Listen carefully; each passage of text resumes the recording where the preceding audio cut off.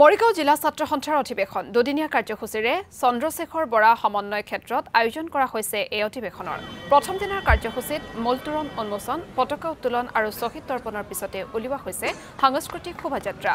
অসমৰ বাৰেৰহণীয়া কৃষ্টি সংস্কৃতি প্ৰদৰ্শন কৰা হৈছে শোভাযাত্ৰাত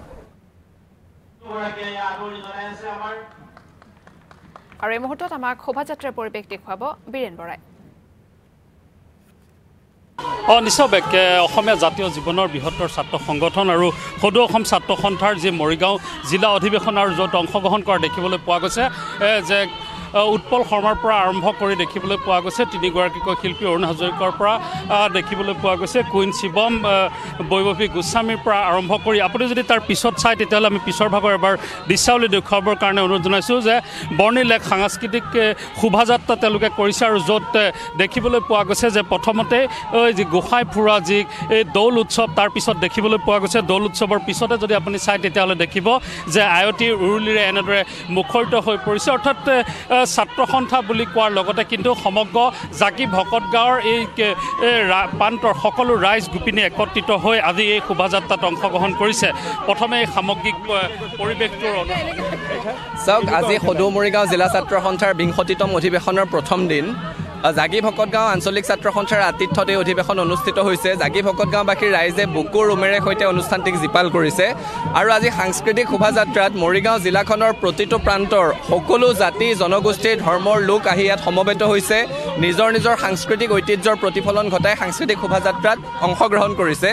এটা স্পষ্ট বাৰ্তা ইয়াত দিয়া হৈছে যে এই সাংস্কৃতিক শোভাযাত্ৰা হৈছে খিলঞ্জীয়া মানুহৰ ঐক্যবদ্ধ যাত্ৰাৰ এটি বাৰ্তা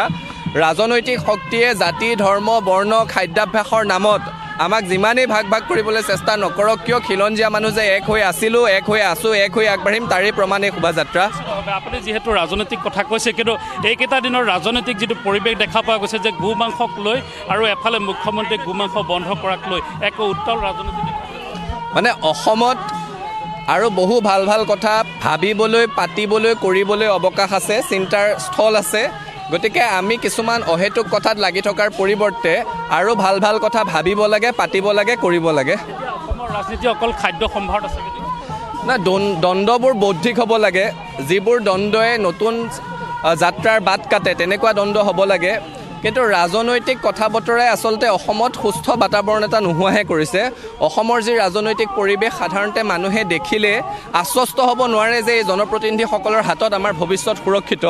বিদেশী সমস্যাৰ সমাধান নহ'ল নদী বান্ধ বনাই প্ৰায় শেষ কৰিলে সীমান্ত আজিলৈকে চিল নহ'ল সাংবিধানিক ৰক্ষা কৱচ এতিয়াও প্ৰদান কৰিব পৰা নাই স্মাৰ্ট মিটাৰে মানুহৰ জেপৰ পৰা ধন লুটি নোহোৱা কৰিছে ৫০০ টকা লৈ গ'লে বজাৰলৈ মোনাটোৰ এটা চুক ভৰ্তি হৈ নাহে এতিয়া চৰকাৰী চিকিৎসা মহাবিদ্যালয়ৰো মূল্য বৃদ্ধি হ'বলৈ আৰম্ভ হৈছে টোল গেটে টেটু চেপা দিছে এই সমগ্ৰ কথা চিন্তা নকৰি পেলাই যদি আমি আন কথা চিন্তা কৰি থাকোঁ তেতিয়াহ'লে ভৱিষ্যতৰ দিনত জাতিটোৱে ইতিহাস লিখিলে আমাক ক্ষমা নকৰিব